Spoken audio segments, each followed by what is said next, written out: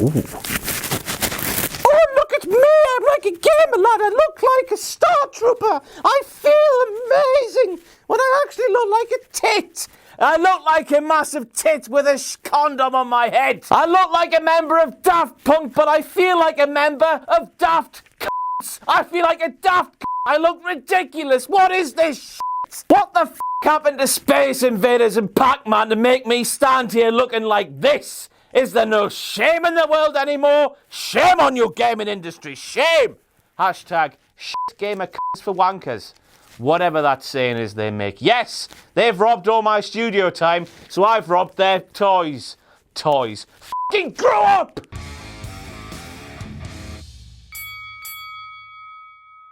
I'm King Ross and you're my loyal subjects. It's that time of the bastard week once again where I take a look at all of the WTF Moments from WWE SmackDown Live.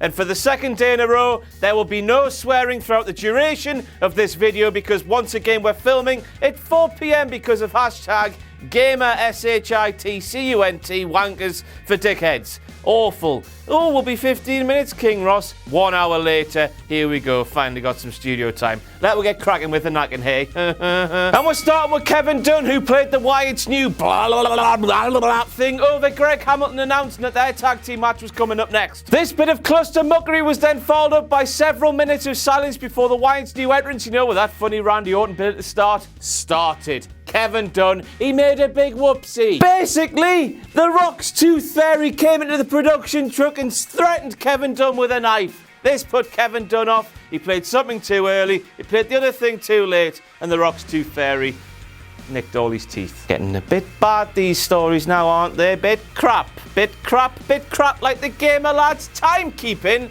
when they're in this bloody studio. Mauro calls the Randy Orton, Bray Wyatt family connection an unholy alliance. He can't bloody do that. That's called one thing, mother flippers. Gimmick infringement. As we all know, back in the day, The Undertaker and Big Show's tag team, that was called the Unholy Alliance. That's the Unholy Alliance. This Bray Wyatt, Randy Orton loving, it's just a bit of a unnatural feeling thing that won't last for very long. Before Orton eventually turns on the Wyatts, destructing them from within. That's what he's going to do. It's so bloody predictable, isn't it? Yes, it is, King Ross. Nod along with me now. Nod.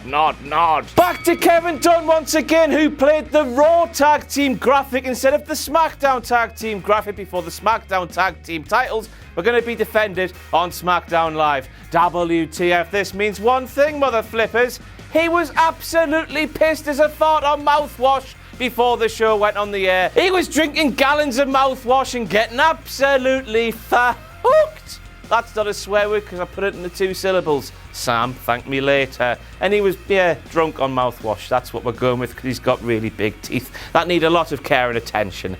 It's John o'clock, motherfuckers! Get in there! JBL claims that fairy tales never have a happy ending. And I'm sat there thinking to myself, they do, John. They always have a happy ending. Everyone always lives happily ever after. What sort of fairy tales do you watch? Presumably German ones. You know, the ones that end with people getting ate by wolves, throttled by sausages, and choked with lederhosen. 11 Minuten. 11 Minuten. German. Schnitzelschnatzen. On to Natalya now, who chased Carmella up the ramp and into the back. The camera goes into the back and Natalya, when it's cut to her, is stood there standing still. Why would you stand still when you're trying to chase somebody? WTF. Yes, Natalya was stood there, not moving a muscle, which allowed Carmella to get away, making the chase that they were putting on together completely null, nout, diddly squat, awful. Didn't go anywhere, didn't blah. Why would she stop? I don't know. Either that, or Natalya was waiting for a cue, which some bellend in the production truck didn't give her in time, which meant she was stood there for a couple of seconds, looking a little bit stupid during a big hot chase. That man, of course, Kevin Dunn. Don't know why he would make it late. Don't know why. He wasn't having a very good night at the start of SmackDown. But no, we're all humans. We all make mistakes, don't we? Like the gamer lads who take 7 hours in the studio when this priority here, you know, the guy with the biggest weekly wrestling YouTube show outside of WWE's YouTube channel is waiting to film his bloody show. Why did Connor from the Ascension turn up to this week's SmackDown dressed as Kane from when Kane unmasked, you know, with the soot round his eyes that was quite clearly eye paint? WTF. What a horrible look to pull off. Not only that, but the makeup women claiming that WWE put little lines in his lips, trying to tell us that it's sewn his mouth shut, even though he never bloody talks anyway. Yes, I know he cut a little promo on this week's WWE SmackDown Live, but normally he never bloody talks, therefore those things there, pointless and irrelevant. The whole look was crap. Crap! Like the game of... And on to that promo from the Ascension. How naff was it? They claim they are the things that make you go fright when they bump in the night. I don't know. Random bollocks. They also claimed that they were the comets that were going to destroy the dinosaurs, who, for the purposes of that little anecdote, were the hype bros. Ascension were comets, hype bros were dinosaurs. When did I drop some acid? I don't know. I was tripping balls listening to this awfulness. I push my fingers into my eyes! Anyway, the promo was a big old mess anyway because of science. The Ascension claimed they were comets when they actually should have said that they're meteorites. Meteorites, of course, as we all know because of science, are meteors that break the Earth's atmosphere and actually collide with the Earth. The meteors become meteorites because of the collision to the Earth. They were presumably talking about the big, pure, massive bang that destroyed the dinosaurs. The dinosaurs are hype bros. Then the meteorite's going to destroy the dinosaurs and the hype bros and bang. Science. I'm a clever guy. Clever guy. Sick guy. Clever guy. Sick guy. Clever guy. Sick. Whoa. Then want a Mojo Rawley now, who laughed at the Ascension for wearing makeup and skirts when he stood there looking like the Zubar spaz the WWE actually called him a couple of weeks ago. Thank God they stopped calling him that because that's inappropriate. Dressed with makeup on his actual face and Zubars, which, you know, were in fashion in the 90s. Just like a pillock now if you're wearing them. Makeup, Zubars, makeup skirts, both look like a set of twats. I can say that, you know. The swear words I'm not allowed to say are S-H-I-T, C-U-N-T, and the other one, which I can't remember. F-U-C-K.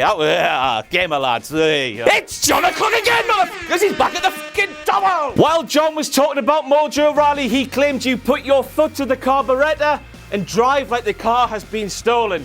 Good golly almighty, how much fun must you have if you're JBL's mechanic if he thinks that you make a car go by using the carburetor. As we all know, the carburetor is inside the engine. You make a car go with the accelerator. If you actually put the foot on the carburetor, your car's not going to be bloody moving, is it? Because you're not going to be sat in the driver's seat. And if you do put your foot on the carburetor while your pal's driving the car, you're going to get a burnt foot because the engine becomes hot when you're driving it. Didn't make any bloody sense. John O'Clock there. Lovely. Roll baby.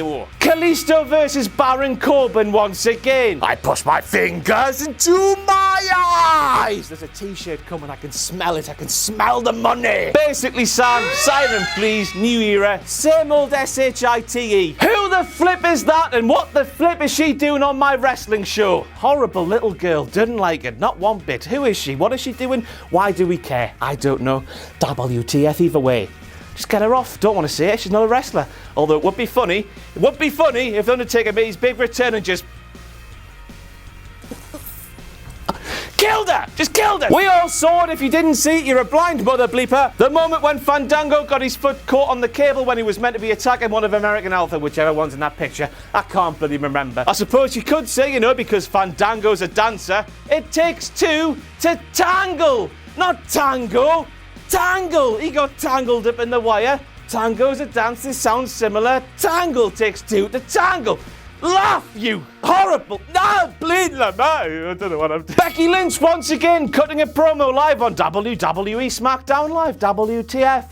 I suppose now this will be the last time I'll be bringing this up on a WTF Moment video because, as we all know, a few weeks ago the internet told me that Kevin Dunn didn't like her cutting the promos because he couldn't understand her little Irish tone. But now she's done it 3 weeks in a row or something, therefore not making it a WTF Moment anymore. It'll actually be a WTF Moment when she doesn't cut a promo on SmackDown. Ireland. The Miz's graphic, you know, the things that appear down the side of the screen when they're making their entrances, claimed that he was a former WWE, a former WWE Tag Team, former Intercontinental, and former United States Champion. As we all know, this is all true, but it just looked really weird when he's holding the Intercontinental Championship on his shoulder and it said former in the little graphic next to him. Surely they could have changed that bit, current Intercontinental Champion, former rest of them. Would have made more sense. Bit of effort put in the production of your show, lads, goes a long way. Doesn't it, Kevin? Doesn't it, Kevin? Doesn't it, Kevin? It does, Kevin. Kevin. I mean, if you just put a little extra time into your videos like those gamer lads do when they say they're going to take 50. Even though Ziggler's lost more times to The Miz than there has been John O'Clock moments in my videos in recent times, David Otunga, the silly prick that he is, would still rather have had Ziggler representing SmackDown in that match against Sami Zayn for the Intercontinental Championship at Survivor Series, even though The Miz got the job done with aplomb. Makes no sense, just makes no sense. It makes no sense, like the gamer lads taking priority here at WhatCulture.com, unlike this global icon and national treasure. Global icon and national treasure. Giant. I'm a giant, I tell you, a giant! Back to Dave once again. Do I sniff some David Otunga merch coming from me? Maybe. Maybe not. Who knows? You'll buy it either way, won't you? Even if it doesn't exist. You're that much of a dirty mark! David Otunga claimed that he would show The Miz his acting awards that he has won. Now, I did some extensive research. I logged onto Wikipedia and had a look at David Otunga's accomplishments bit. Yes, it's really, really bloody small because he's a shit cunt. Oh no! I've sworn I don't care. Dave deserves it. Now, Dave, I'm just here to tell you that the Slammy Awards you won in 2010 for Shocker of the Year for the Nexus's debut, and the Pee Wee Herman Bow Tie Award, which you won for wearing a bow tie, they don't count as acting awards, you shit cunt. You big old shit cunt. Stop talking and leave our television screens. You see the mountain that JBL climbs? Go to the law school down below next to it. That's where you belong and never come out of there. Acting awards. He hasn't got any. Bollocks, he's shit. And that's it for the WTF Moments from WWE SmackDown Live. I've been King Ross, you've been my lost subjects, and I will see you tomorrow for some Delete WCP WTF Moments, and I'll see you on Friday for some What the Double Bap Gold. Couldn't say the swear word. Sam doesn't let us swear anymore. I get abused by Sam. He touches me in places I don't want to be touched. Oh, something in my ear just there. It's from Sam. Okay, Sam. Hello, magazine called Wrestling. That's right, it's time for issue 3 of Wrestling, this time focusing on the 100 greatest wrestlers of all time. That's been decided by our votes, wrestlers' votes, and of course, your votes. There's a big feature on the practice of blading, and of course, a How WWE Should Have Booked written by this guy. This time, How WWE Should Have Booked the anonymous Raw general manager. Not only that, but there are 5 covers of WhatCulture Wrestling 3 to collect out there. Can you catch them all? I don't care. Wrestling! As ever, you can pre-order the magazine by going to shop.whatculture.com.